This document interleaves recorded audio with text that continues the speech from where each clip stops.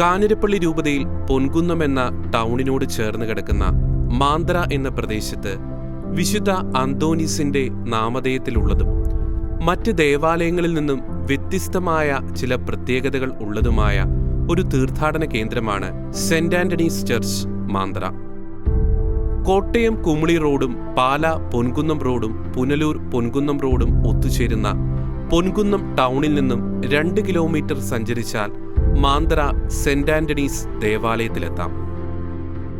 Ezekiel 47 1 മുതൽ 12 വരെയുള്ള തിരുവചനങ്ങൾ രേഖപ്പെടുത്തിയ പ്രകാരം ബലിപീഠത്തിന്റെ അടിയിൽ നിന്ന് നീരുറവ പൊട്ടിപ്പുറപ്പെട്ട് അത് പള്ളിക്കകത്തൂടെ 2 തോടുകളായിട്ട് കിഴക്കോട്ട് ഒഴുകുന്നെന്ന് രേഖപ്പെടുത്തിയ പ്രകാരം പൂർത്തീകരിച്ച കാഞ്ഞിരപ്പള്ളി രൂപതയുടെ തീർത്ഥാടന കേന്ദ്രമായ മാന്ത്രയിലെ ഈ അന്തോനീസിന്റെ തീർത്ഥാടന ദേവാലയത്തിലാണ് നമ്മളിപ്പോൾ നിൽക്കുന്നത്.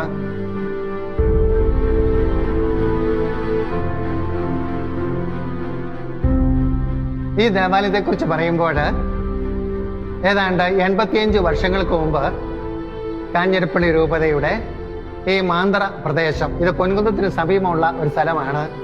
ഇവിടെ ഗർഭിണികൾ മരിക്കുന്ന ഒരു അവസ്ഥയായിരുന്നു. അന്ന് ഒരു വൈദിക ശ്രേഷ്ഠൻ ഇവരെ ഉപദേശിച്ചു, ഇവിടെയുള്ള ആൾക്കാരെ ഉപദേശിച്ചു, ഒരു അന്തോനീസ് പുണ്യാളന്റെ രൂപം ഇവിടെ കൊണ്ടുവെക്ക് എന്ന്.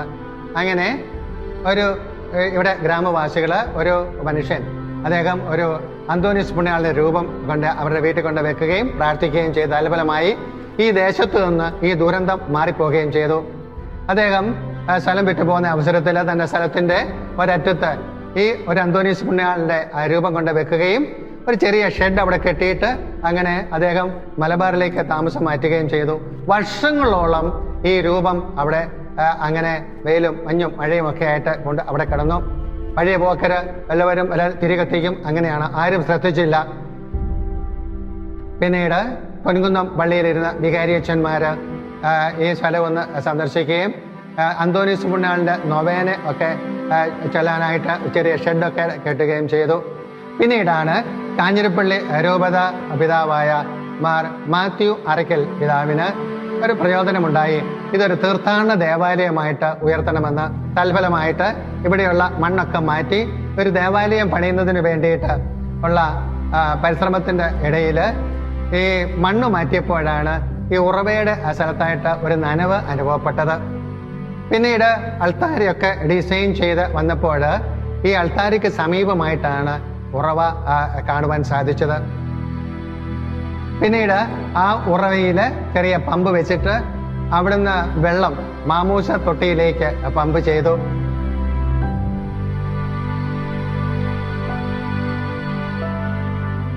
എന്തിനാണ് മാമോദീസ തൊട്ടിയിലേക്ക് പമ്പ് ചെയ്തത്? ഒരു ക്രൈസ്തവന്റെ ജീവിതം ആരംഭിക്കുന്നത് മാമോദീസ തൊട്ടിയിലാണ്. അവൻ ജീവന്റെ ജലത്തിൽ പങ്കാളിയാകുന്നത് മാമോദീസയിലൂടെയാണ്. അതുകൊണ്ടാണ് അത് മാമോദീസ തൊട്ടിയിലേക്ക് പമ്പ് ചെയ്തത്. പിന്നീട് ആ വെള്ളം അവിടുന്ന് കറങ്ങി ഈ അൾത്താരയിൽ വരും. ഇത് ബേമ എന്ന് പറയും, വചനവേദി എന്ന് പറയും. ഇതിന്റെ അർത്ഥം എന്താണ്? മാമോദീസയിൽ ആരംഭിക്കുന്ന ഒരു ക്രൈസ്തവ ജീവിതം വീണ്ടും പരിപുഷ്ടമാകുന്നത് വചനം വായിച്ചുകൊണ്ട്, വചനത്തിൽ വളർന്നുകൊണ്ടാണ്. അത് ക്രൈസ്തവന്റെ ധർമ്മമാണ് എന്ന് അനുസ്മരിപ്പിക്കുന്നതിന് വേണ്ടിയിട്ടാണ്. വീണ്ടും ഇവിടുന്ന് ഈ വെള്ളം ഈ ബേമായിൽ നിന്നും 2 തോടുകളായിട്ട് പള്ളിക്കകത്തൂടെ നമുക്കത് കാണാൻ സാധിക്കും. ഇപ്പോൾ വെള്ളം അത് പനിച്ച് അവിടെ നിൽക്കുന്നുണ്ട്, അടിയിൽ കൂടെ വെള്ളം ഒഴുകുന്നുണ്ട്. ആ പള്ളിക്കകത്തൂടെ ഒഴുകിപ്പോയി അത് കുമ്പസാരക്കുട്ടി പോയി വീഴുകയാണ്. എന്താണ് ഈ തോടുകൾ എന്ന് പറയുന്നത്? തോടുകൾ സാക്രമെന്റ്സ് അഥവാ കൂദാശകൾ ആണ്. അപ്പോൾ മാമോദീസയിൽ ആരംഭിക്കുന്ന ഒരു ദൈവിക ജീവൻ അത് വചനത്തിൽ വളരുന്നു, കൂദാശകളാൽ പരിപുഷ്ടമാകുന്നു. ഒന്നുകൂടെ ഞാൻ എടുത്തു പറയാം, മാമോദീസയിൽ ആരംഭിക്കുന്ന ക്രൈസ്തവ ജീവിതം വചനത്തിൽ വളരണം, ഉത്തരവാദിത്വമുണ്ട് ക്രൈസ്തവന്. എന്നിട്ട് കൂദാശകളാൽ പരിപുഷ്ടം, ദേവാലയത്തിൽ പോകണം, ബലിയിൽ പങ്കെടുക്കണം, കൂദാശകൾ സ്വീകരിക്കണം, സഭയോടൊത്ത് പ്രവർത്തിക്കണം. അല്ലാതെ സഭയെ വിമർശിച്ച് മാറുകയല്ല ചെയ്യേണ്ടത്. അവനെന്ത് ചെയ്യണം? വരപ്രസാദം, കല്യാണ വസ്ത്രം അത് സ്വീകരിക്കണം. അത് കുമ്പസാരക്കൂട്ടിൽ വെച്ച് അവന്റെ പാപം കഴുകിക്കളയും. അവൻ എത്ര വലിയ പാപിയായാലും ശരി, ദൈവം അവനോട് ക്ഷമിച്ച് അവനോട് കരുണ കാണിക്കും. എന്നിട്ട് അവൻ ബലിയിൽ പങ്കെടുക്കണം. ഇതാണ് ഈ ദേവാലയം നൽകുന്ന വേറൊരു വലിയ സന്ദേശം. മാമോദീസയിൽ ആരംഭിച്ച് വചനത്തിൽ വളർന്ന് കൂദാശകളാൽ പരിപുഷ്ടമായ ജീവിതം ഓരോ ക്രൈസ്തവനും നയിക്കണം എന്നുള്ളൊരു സന്ദേശമാണ് ഈ അത്ഭുത ഉറവ സ്ഥിരീകരിച്ച ഈ ദേവാലയത്തിലൂടെ കർത്താവ് ലോകത്തിന് ദൈവമക്കൾക്കും കൊടുക്കുവാനായിട്ട് ഉദ്ദേശിക്കുന്ന ഉപദേശം എന്ന് പറയുന്നത്.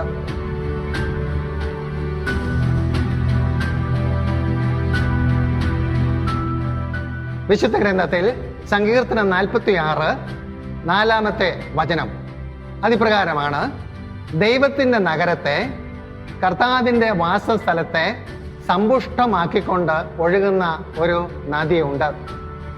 അത് ദൈവത്തിൻ്റെ ഒരു വലിയ വാഗ്ദാനമാണ്. വീണ്ടും ഈ നദിയെക്കുറിച്ച് ജോയേൽ 3:18 ഇപ്രകാരം രേഖപ്പെടുത്തിയിരിക്കുന്നു: അത് കർത്താവിൻ്റെ ആലയത്തിൽ നിന്നാണ് അത് പൊട്ടിപ്പുറപ്പെടുന്നത്. വീണ്ടും ഈ നദിക്കൊരു പ്രത്യേകതയുണ്ട്, ജലത്തിനൊരു പ്രത്യേകതയുണ്ട്. മറ്റു നദികളെ പോലെയല്ല, മറ്റു നദിയിലെ ജലത്തെ പോലെയല്ല. അത് സക്രിയയുടെ പുസ്തകം 13-ാം അധ്യായം 1-2 വചനങ്ങൾ രേഖപ്പെടുത്തിയിരിക്കുന്നു: പാപത്തിൽ നിന്നും അശുദ്ധിയിൽ നിന്നും ദാവീദ് ഭവനത്തെയും ജെറുസലേം നിവാസികളെയും കഴുകി ശുദ്ധീകരിക്കുവാൻ അന്ന് ഒരു ഉറവ പൊട്ടിപ്പുറപ്പെടും. അപ്പോൾ ഈ വെള്ളത്തിന് പ്രത്യേകതയുണ്ട്, ഒരു ഉറവയ്ക്ക് പ്രത്യേകതയുണ്ട്. ഇതിന് ഒരു വിശുദ്ധീകരണത്തിന്റെ ഒരു അഭിഷേകമുണ്ടെന്ന് പ്രവാചകന്മാരിലൂടെ ദൈവം അരുളി ചെയ്യുകയാണ് ചെയ്തത്. പ്രിയപ്പെട്ടവരെ, വീണ്ടും എസെക്കിയേൽ 47 വരുമ്പോൾ ഇത് എവിടെയാണ്? ഇത് അൾത്താരയിൽ നിന്നാണ് ആരംഭിക്കുന്നത്, ബലിപീഠത്തിന്റെ അടിവശത്ത് നിന്നാണ് ആരംഭിക്കുന്നത്. വളരെ വ്യക്തമായി പറയുന്നുണ്ട്. എന്നിട്ട് അത് 2 തോടുകളായിട്ട് കിഴക്കോട്ടൊഴുകുന്നു. അതുപോലെ തന്നെ സമൃദ്ധമായ ജലം, ഇത് ജീവന്റെ ജലം എല്ലാം രേഖപ്പെടുത്തിയിട്ടുണ്ട്. അത്രയും കറക്റ്റായിട്ടാണ് ആ ഉറവയെക്കുറിച്ച് രേഖപ്പെടുത്തിയിരിക്കുന്നത്.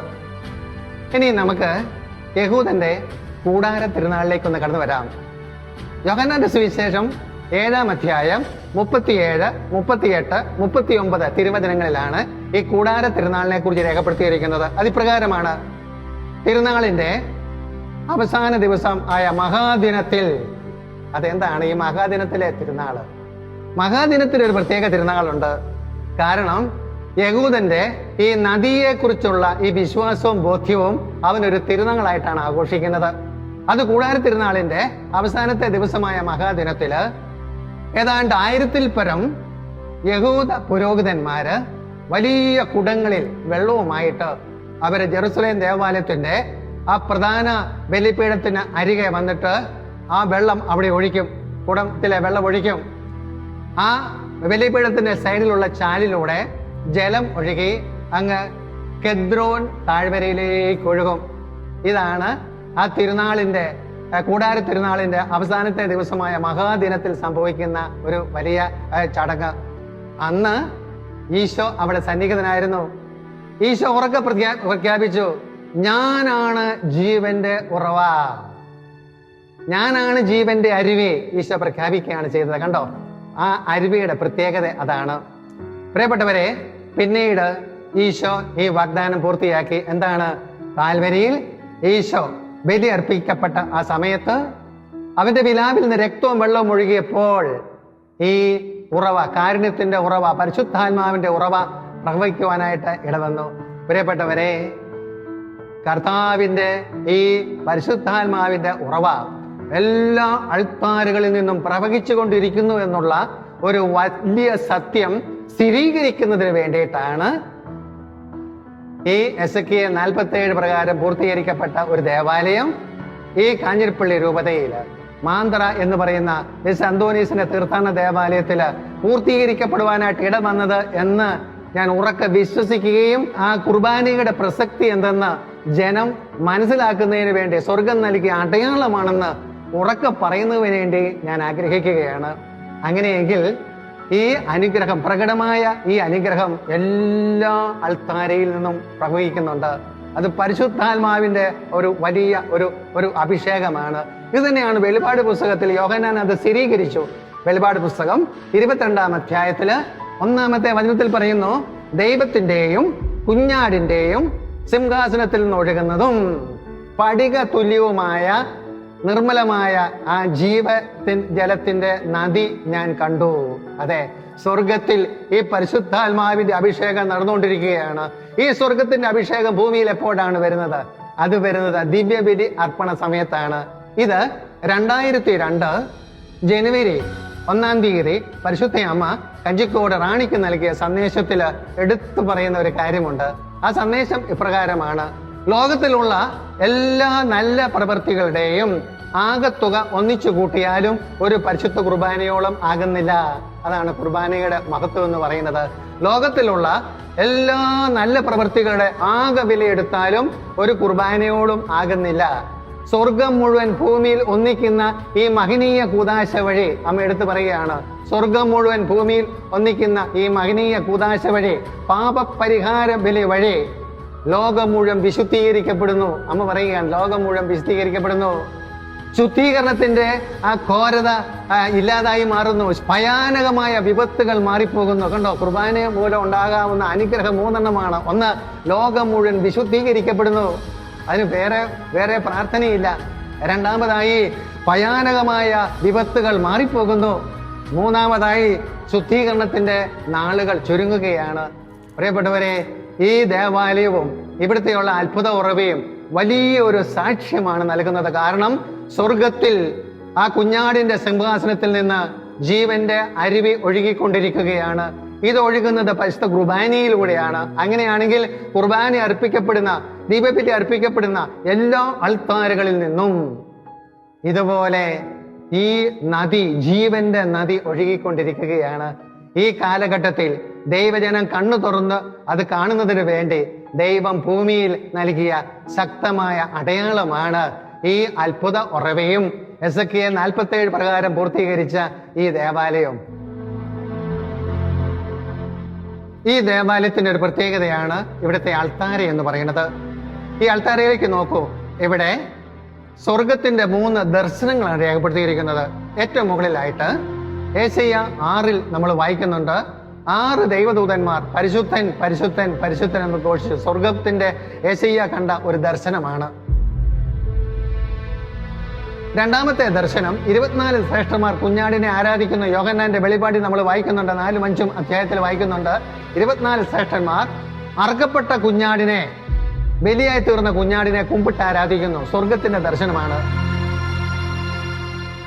വീണ്ടും മൂന്നാമതിതാ പൗലോസ് അപ്പോസ്തലൻ പറയുന്നു, നാം മരിക്കുകയല്ല, നമ്മൾ രൂപാന്തരപ്പെടുകയാണ് എന്ന് പറഞ്ഞാൽ സ്വർഗത്തിൽ നാം നിരന്തരം സ്തുതിക്കുകയാണ്. അങ്ങനെ സ്വർഗത്തെക്കുറിച്ച് രേഖപ്പെടുത്തിയ, ബൈബിളിൽ രേഖപ്പെടുത്തിയിട്ടുള്ള ആ ദർശനങ്ങളെ, 3 ദർശനങ്ങളെ ഒന്ന് ചേർത്ത അൾത്താരയാണ് ഈ അൾത്താര എന്ന് പറഞ്ഞ.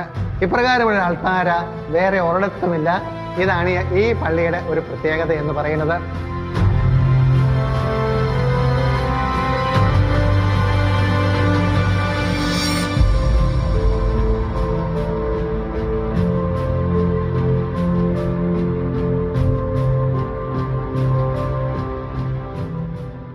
പ്രിയപ്പെട്ടവരെ, ഈ ഉറവയിലെ ജലത്തിന് ഹീലിംഗ് പവർ ഉണ്ട്.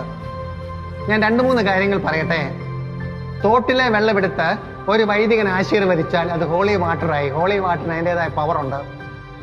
ഞായറാഴ്ച നമ്മൾ ഉപയോഗിക്കുന്ന കുരുത്തോല ഒരു വൈദികൻ ബ്ലസ് ചെയ്താൽ അത് കുരുത്തോല, അവസാന ഞായറാഴ്ചൻ്റെ ആ ഓലയ്ക്ക് പ്രത്യേകതയുണ്ട്. അതുപോലെ വിഭൂതി, കരി എടുത്ത് അച്ഛൻ ബ്ലസ് ചെയ്ത് കഴിയുമ്പോൾ വിഭൂതിയുടെ കരി, അതിന് പ്രത്യേകതയുണ്ട്. അങ്ങനെയാണെങ്കിൽ ഈ വിശുദ്ധ സ്ഥലത്തു നിന്ന് ഒഴുകുന്ന ജലം, എസെക്കിയേൽ 47 പ്രകാരം പൂർത്തീകരിച്ച ജലം, അതൊരു വൈദികൻ ആശീർവദിച്ചു കൊടുക്കുമ്പോൾ അതിൻ്റെതായ ഹീലിംഗ് പവറുണ്ട്. ഈ വെള്ളത്തിന് ശക്തമായ ഹീലിംഗ് പവറുണ്ട്. ധാരാളം സോറിയാസിസ് ബാധിച്ചവര്, 4 സോറിയാസിസ് ബാധിച്ചവര് സുഖപ്പെടുന്നത് ഞാൻ എൻ്റെ നഗ്ന നേത്രങ്ങൾ കൊണ്ട് കണ്ടതാണ്. അതുപോലെ ശരീരത്തിൽ മുഴ, നീര് ഒക്കെയുള്ളവരുടെ മുഴ മാറിപ്പോകുന്നത് ഞാൻ കണ്ടിട്ടുണ്ട്. തലവേദന, അങ്ങനെയൊക്കെയുള്ള രോഗശാന്തികൾ ധാരാളം ഞാൻ കണ്ടിട്ടുണ്ട്. പിന്നെ റെസ്റ്റ്ലെസ് നേച്ചർ, കുട്ടികൾ എപ്പോഴും റെസ്റ്റ്ലെസ് ആയിട്ട് പെരുമാറുന്ന, അവർക്ക് അടങ്ങിയിരിക്കാനായിട്ട് വരുന്നില്ല. അങ്ങനെയുള്ള കുട്ടികളെ ഇവിടെ കൊണ്ടുവന്നിട്ട് പ്രാർത്ഥിച്ച് അവരുടെ ശിരസിൽ വെള്ളമൊക്കെ ഒഴിച്ച് പ്രാർത്ഥിച്ചു കഴിയുമ്പോൾ ഒത്തിരിയേറെ ശാന്തരായിത്തീരുന്നതും ഞാൻ കണ്ടിട്ടുണ്ട്. ഇനിയും വേറെ വലിയൊരു സാക്ഷ്യം, ജൂബിലി മെമ്മോറിയൽ ഹോസ്പിറ്റലിൽ ഇപ്പോൾ ജോലി ചെയ്തുകൊണ്ടിരിക്കുന്ന ഡോക്ടർ രാജീവ് റാവു, അദ്ദേഹം തന്നെ നേരിട്ട് അദ്ദേഹത്തിൻ്റെ അനുഭവം പങ്കുവെക്കും. അദ്ദേഹത്തിന് ഒരു അത്ഭുത രോഗശാന്തി കിട്ടിയത് ഞാൻ ഓർക്കുകയാണ്. അദ്ദേഹത്തിൻ്റെ കാലിലെ വ്രണം അത് ക്യൂർ ചെയ്യലായിരുന്നു. അതിവിടെ വന്ന് വെള്ളം ഉപയോഗിച്ചു. ഏതാണ്ട് 3-4 ദിവസം കഴിഞ്ഞപ്പോൾ അത് പരിപൂർണമായിട്ട് കുറയുകയും ചെയ്തു. ആ സാക്ഷ്യം അദ്ദേഹം തന്നെ പങ്കുവെക്കുന്നത് നമുക്ക് കാണാം.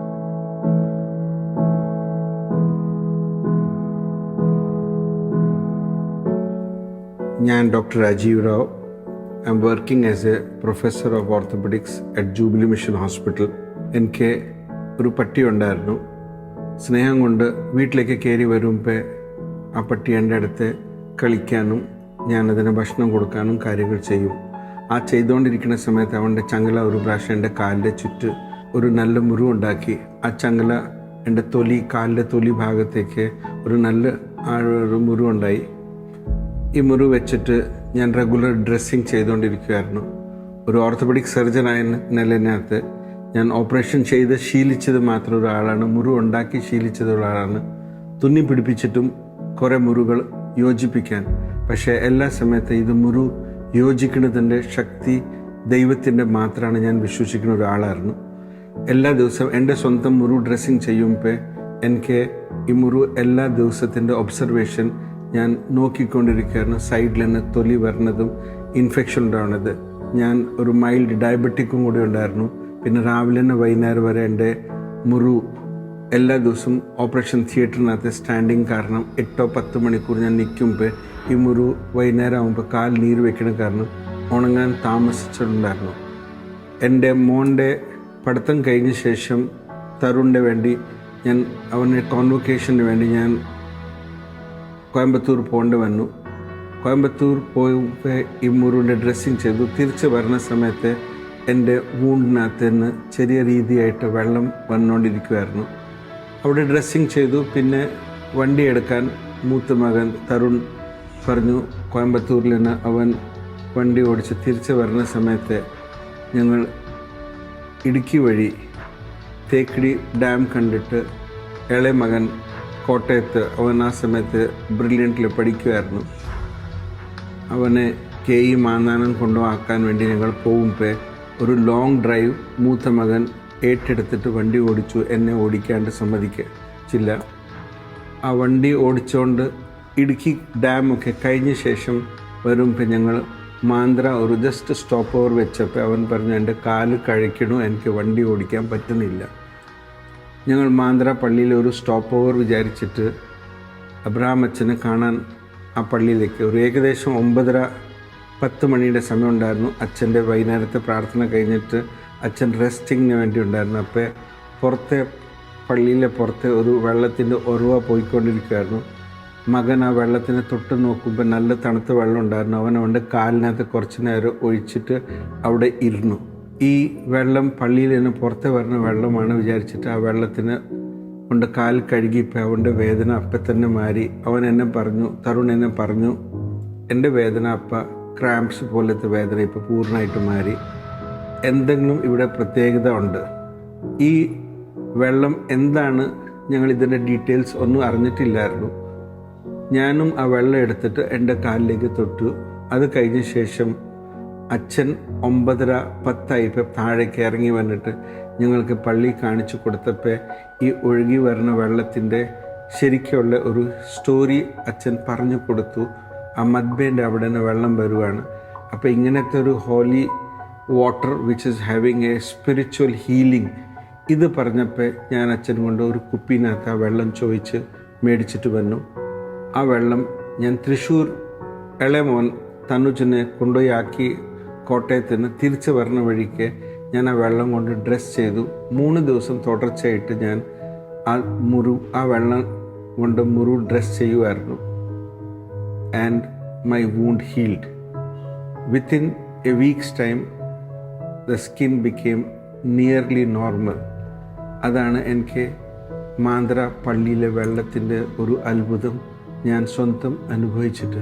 ആസ് എ സർജൻ എനിക്ക് ഇത്രമാത്രം പറയാനുണ്ട്.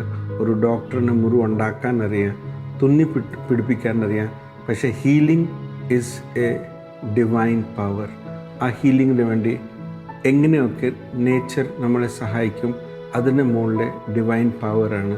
ആ ഡിവൈൻ പവർ ഞാൻ ഈ വെള്ളത്തിനകത്ത് കണ്ട് എത്തിയിരുന്നു ഞാൻ വിശ്വസിക്കുന്നു. പ്രിയപ്പെട്ടവരെ, വിശുദ്ധ അന്തോനീസിൻ്റെ തീർത്ഥാടന ദേവാലയവുമായിട്ട് ബന്ധപ്പെട്ട ഒരു നേർച്ച ഇവിടെയുണ്ട്. അത് തൂപ്പ് നേർച്ച എന്ന് പറയും. നിങ്ങൾ കേട്ടിട്ടുണ്ടോ? വല്ലാർപാടം, അവിടെ മാതാവിൻ്റെ നാമത്തുള്ള ദേവാലയമാണ്. അവിടെ ഇപ്രകാരം ഒരു തൂപ്പ് നേർച്ചയുണ്ട്. എന്നാൽ വിശുദ്ധ അന്തോനീസിൻ്റെ നാമത്തിലുള്ള തീർത്ഥാടന ദേവാലയത്തിൽ ഇതുപോലെ നേർച്ച വേറെ ഉള്ളത്തുമില്ല.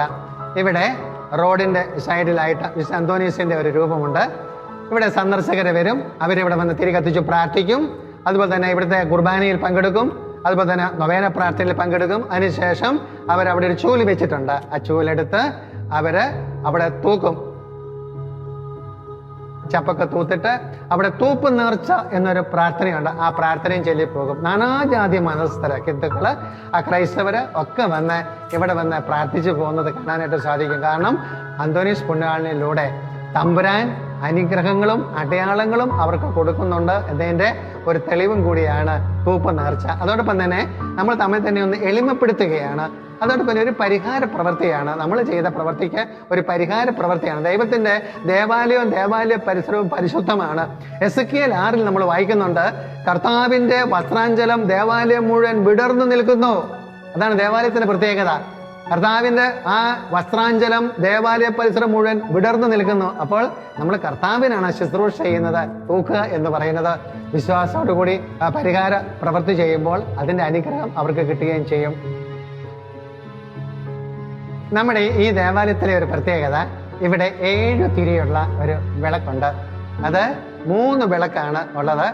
ഒന്ന് 2 സൈഡിലും അതോടൊപ്പം തന്നെ കത്തിക്കുന്ന വേറൊരു വിളക്കുമുണ്ട്. അങ്ങനെ 7 തിരിയുള്ള വിളക്ക്. ബൈബിളിൽ 7 തിരിയുള്ള വിളക്കിനെ കുറിച്ചാണ് രേഖപ്പെടുത്തിയിരിക്കുന്നത്. നമ്മൾ ഉപയോഗിക്കേണ്ടതും അത് തന്നെയാണ്. അതിന്റെ പ്രത്യേകത എന്തെന്ന് പറഞ്ഞാൽ, കർത്താവ് മോശയോട് പറഞ്ഞു കൊടുത്തതാണ് ഈ വിളക്ക് ഉപയോഗിക്കാനായിട്ട്. അതിൻ പ്രകാരം ഈ ദേവാലയത്തിന്റെ പ്രത്യേകത 7 തിരിയുള്ള വിളക്കാണ്. അതുപോലെ തന്നെ ഇവിടെ എണ്ണ നേർച്ചയായിട്ട് കൊണ്ടുവരും. ആൾക്കാർ എണ്ണ കൊണ്ടുപോയി ഉപയോഗിക്കുകയും ചെയ്യും. ആ എണ്ണയിലൂടെയും കർത്താവിന്റെ അരൂപി പ്രവർത്തിക്കുന്നുണ്ട്. അനുഗ്രഹങ്ങൾ കിട്ടുന്നതായിട്ടും അനുഭവമുണ്ട്. ഈ ദേവാലയത്തിന് വേറൊരു പ്രത്യേകത, ഈ ദേവാലയത്തിന് തൊട്ടടുത്ത് പരിശുദ്ധ അമ്മയുടെ ഒരു ഗ്രോട്ടോ ഉണ്ട്. ഈ ഗ്രോട്ടോയുടെ ചിത്രം നിങ്ങളൊന്ന് ശ്രദ്ധിച്ചേ. ഇത് സാധാരണ ചിത്രം പോലെയല്ല. പിന്നെയോ പരിശുദ്ധ കുർബാന, മാതാവിന്റെ ഹൃദയ ഭാഗത്ത് അമ്മയുടെ കയ്യിൽ ജപമാല എന്ന് പറഞ്ഞാൽ പരിശുദ്ധ കുർബാനയും ജപമാലയും കൈകളിലേന്തിയ മാതാവിന്റെ ഒരു അസാധാരണമായ ചിത്രം. ഇത് എവിടെ നിന്ന് ഉണ്ടായെന്നറിയാമോ?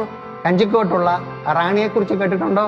ആ റാണിക്ക് മാതാവ് നേരിട്ട് പ്രത്യക്ഷപ്പെട്ട് ഇത് വരയ്ക്കുവാനായിട്ട് ഏൽപ്പിച്ച് കൊടുത്തതാണ്. പ്രിയപ്പെട്ടവരെ, ഒരു കാര്യം ഞാൻ എടുത്തു പറയട്ടെ. ഈ ചിത്രവും ഈ ഗ്രോട്ടോ ഇതെവിടെ സ്ഥാപിക്കുന്നു, അവിടെ ദൈവത്തിന്റെ ഒരു അസാധാരണമായ പ്രവർത്തനം ഉണ്ടാകുമെന്ന് മാതാവ് വാഗ്ദാനം ചെയ്തിട്ടുള്ളതാണ്. അതിന്റെ ഒരനുഭവം ഞാൻ പറയാം. ഈ ചിത്രം 9 കലാകാരന്മാർ വരച്ചതാണ്. എന്നാൽ അവർക്കൊന്നും അത് പൂർത്തീകരിക്കാനായിട്ട് സാധിച്ചില്ല. 9ാമത്തെ കലാകാരൻ വരച്ചു. അദ്ദേഹം എന്നോട് പറഞ്ഞു, അച്ഛാ, ഒരു 1 മണിയാകുമ്പോഴത്തേനും അവിടെ വരൂ, ഞാനല്ല ഈ ചിത്രം പൂർത്തീകരിച്ചു തരാം. ഞാൻ 12:30 ആയപ്പോൾ ഞാൻ അവിടെ ചെന്ന് അവരുടെ വീട്ടിൽ ചെന്നു. 1 മണിയായപ്പോൾ ആ ചിത്രം പൂർത്തീകരിക്കുന്നു. ആ സമയത്ത് ഞാൻ കണ്ട ഒരു അടയാളം ഇതായിരുന്നു. നല്ല വെളിച്ചമുള്ള സമയം, മഴയൊന്നുമില്ല. അവന്റെ കിണർ, മുറ്റത്ത് ഒരു കിണറുണ്ടായിരുന്നു. കിണർ അതോടുകൂടി വക്കോടുകൂടി ഇടിഞ്ഞ് താഴോട്ട് പോകുന്നതായിട്ടാണ് ഞാൻ കണ്ടത്. എനിക്കൊരു കാര്യം മനസ്സിലായി, ഇതോടുകൂടി സാത്താന്റെ സാമ്രാജ്യം തകരും. ഈ അമ്മയിലൂടെ നൽകുന്ന സന്ദേശം പരിശുദ്ധ കുർബാനയും അതുപോലെ തന്നെ ജപമാലയുമാണ് ലോകത്തെ പിടിച്ചു നിർത്താനുള്ള 2 ആയുധങ്ങൾ. ഇത് ലോകത്ത് പ്രചരിച്ചാൽ സാത്താന്റെ ശക്തി ക്ഷയിക്കുമെന്നതിന്റെ ഒരു അടയാളം ഞാൻ നേരിട്ട് കാണുകയാണ് ചെയ്തത്. പ്രിയപ്പെട്ടവരെ, ഞാൻ ഈ ദേവാലയത്തില് ഈ ഗ്രോട്ടോ സ്ഥാപിച്ചു. അന്ന് ഇവിടെ മരിയൻ ധ്യാനം തുടങ്ങുവാനായിട്ടും ഒരു അനുഗ്രഹം കിട്ടി. ഇവിടെ പരിശുദ്ധ കുർബാന കഴിഞ്ഞാൽ ദൈവജനം ഒന്നടങ്കം ആ ഗ്രോട്ടയിലേക്ക് ചെന്നിട്ട് അവിടെ ജപമാല ചെല്ലും. ആരും നിർബന്ധിച്ചിട്ടല്ല. ഈ പിൽഗ്രിം സെന്ററിന്റെ പ്രത്യേകതയാണ്. 5ാം ദിവ്യരഹസ്യം അവർ കൈകൾ ഉയർത്തിപ്പിടിച്ചുകൊണ്ട്, ജപമാല ഉയർത്തിപ്പിടിച്ചുകൊണ്ട് ഭക്തിയോടുകൂടി ചെല്ലുന്നത് കാണുമ്പോൾ അത് അഭിഷേകമാണ്.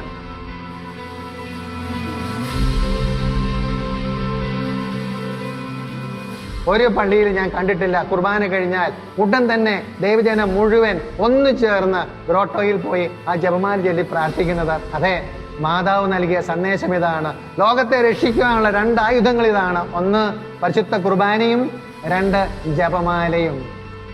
അതാണ് ഈ ഗ്രോട്ടോയിലെ ആ ചിത്രത്തിലൂടെ മാതാവ് നൽകുന്ന സന്ദേശം. വിശുദ്ധ അന്തോനീസിന്റെ തുർത്താന ദേവാലയത്തില് ഏറ്റവും പ്രാധാന്യം ഞങ്ങൾ കൊടുക്കുന്നത് പരിശുദ്ധ കുർബാനയ്ക്കാണ്. കുർബാനയ്ക്ക് ശേഷം ഞങ്ങൾ വെള്ളിയാഴ്ചകളിൽ വിശുദ്ധ അന്തോനീസിന്റെ നൊവേന പ്രാർത്ഥനയുണ്ട്. ദൈവജനം ഇവിടെ ഒന്നു ചേരും. വിശുദ്ധനെ ബഹുമാനമായിട്ട് ആ നൊവേന പ്രാർത്ഥനയിൽ പങ്കെടുക്കും. ഒരു കാര്യം ഓർക്കണമേ, വിശുദ്ധനിലൂടെ ദൈവമാണ് ബഹുമാന്യതനായി തീരുന്നത്. വിശുദ്ധനെ പ്രത്യേകം ആരാധിക്കുകയല്ല, വിശുദ്ധനിലൂടെ ദൈവം അറിയപ്പെടുവാനായിട്ട് തീരുമാനമാകണം. ആ അർത്ഥത്തിലാണ് വിശുദ്ധനോടുള്ള ആ ഡിവോഷൻ, ഈ നൊവേന പ്രാർത്ഥന നമ്മളിവിടെ ചൊല്ലുന്നത്.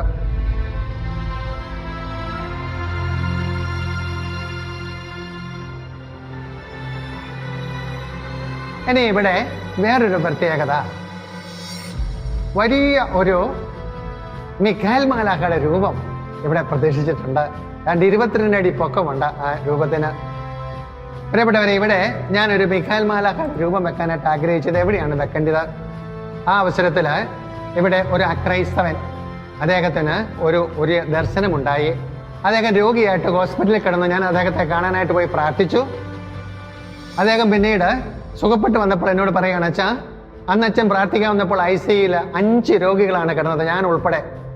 അന്ന് രാത്രിയിൽ അദ്ദേഹം പറയുകയാണ്, ജീസസ്, അവൻ ജീസസിന്റെ പടം കണ്ടിട്ടുണ്ട്, അതുകൊണ്ടാണ് ജീസസ് എന്ന് പറഞ്ഞത്. ഒരു പുതപ്പൊക്കെ പുതച്ച് ചുമല കച്ചിയൊക്കെ ഇട്ട് താടിയൊക്കെയുള്ള ജീസസ് വന്നിട്ട് പറഞ്ഞു, നീ ജീവിക്കും, ഈ 4 പേര് മരിക്കും. പിറ്റേ ദിവസം അതുപോലെ തന്നെ സംഭവിച്ചു. 4 പേര് മരിച്ചു, ഇവൻ ജീവിച്ചു. എന്നിട്ട് വീണ്ടും പിറ്റേ ദിവസം വീണ്ടും അവന് സ്വപ്നം കണ്ടു. അവനെ ജീസസ് ഈ പള്ളിയിൽ കൊണ്ടുവന്നു. ഈ പള്ളിയിൽ കൊണ്ടുവന്നിട്ട് ഈ പള്ളിയുടെ ഫ്രണ്ടിലേക്ക് അവനെ കൊണ്ടുവന്നിട്ട് അവനോട് പറയുകയാണ്, ഇവിടെ വലിയ റോഡുണ്ടാകും. അന്ന് ഇത്രയും റോഡൊന്നുമില്ല. ഇവിടെ ഒരു ചെറിയൊരു മെറ്റൽ പതിച്ച ഒരു റോഡേ ഉണ്ടായിരുന്നുള്ളൂ. ടാർ റോഡൊന്നും ഇല്ലായിരുന്നു. അതുപോലെ ഈ സ്ഥലം അറിയപ്പെടുന്ന സ്ഥലമൊന്നും അല്ലായിരുന്നു. വീണ്ടും അവനോട് പറഞ്ഞു, പിന്നീട് അവൻ പറയുന്നത്, അതാ അവിടെ ഒരു വലിയ വാള് പിടിച്ച ഒരാൾ നിൽക്കുന്നു. അപ്പൊ എനിക്ക് മനസ്സിലായി, ഇത് മിഖായേൽ മാലാഖയാണ്. അവൻ പറഞ്ഞു ജീസസ് എന്നാ പറഞ്ഞു. അവനറിയത്തില്ല മിഖായേൽ മാലാഖ ആരാന്ന്.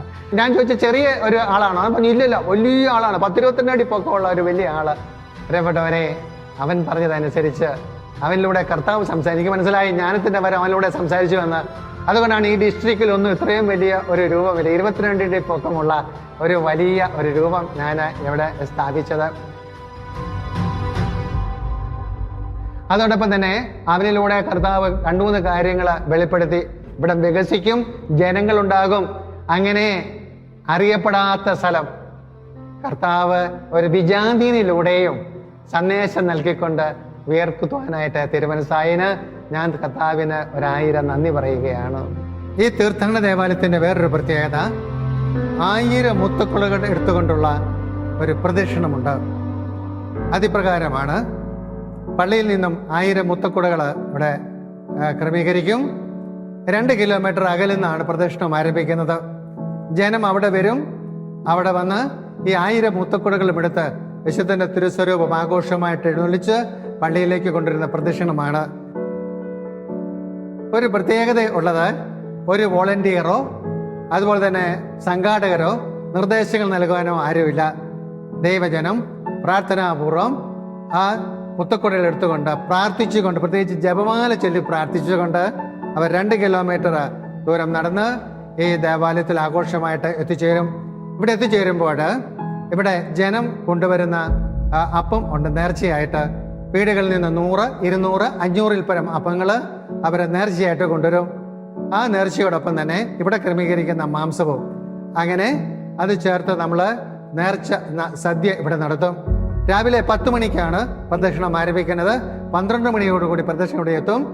ഭക്തി നിർഭരമായി 1000 മുത്തുക്കുടകൾ എടുത്തുകൊണ്ട് വളരെ പ്രാർത്ഥനാപൂർവ്വം, വോളണ്ടിയേഴ്സോ നിർദ്ദേശകരോ ഇല്ലാതെ ഈ ദേവാലയത്തിൽ ആഘോഷിക്കപ്പെടുന്ന ഈ തിരുനാള് ഇത് മറ്റു പള്ളികളിൽ നിന്നും വേറിട്ട ഒരു അനുഭവമാണ്.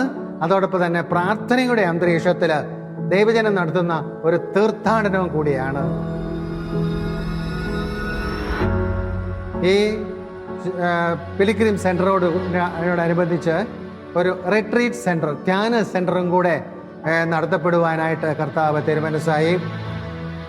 അഭിമന്യ മാത്യു അറക്കൽ പിതാവിൻ്റെ പ്രത്യേക പരിഗണന കൊണ്ടും അതോടൊപ്പം തന്നെ കാഞ്ഞിരപ്പള്ളി രൂപതയുടെ രൂപതാധ്യക്ഷനായ ജോസ് പുളിക്ക പിതാവിൻ്റെ പ്രത്യേക സ്നേഹ പരിപാലനം കൊണ്ടും 200-ൽ പരം ആൾക്കാർക്ക് ഒരേ സമയം കിടന്ന് ധ്യാനിക്കുവാനായിട്ടുള്ള സംവിധാനത്തോടു കൂടി ഈ ശുശ്രൂഷാലയത്തോട് ചേർന്ന് ഒരു ധ്യാന സെൻ്ററും പ്രവർത്തിക്കുന്നുണ്ട് എന്ന് സന്തോഷത്തോടു കൂടി അറിയിക്കുകയാണ്.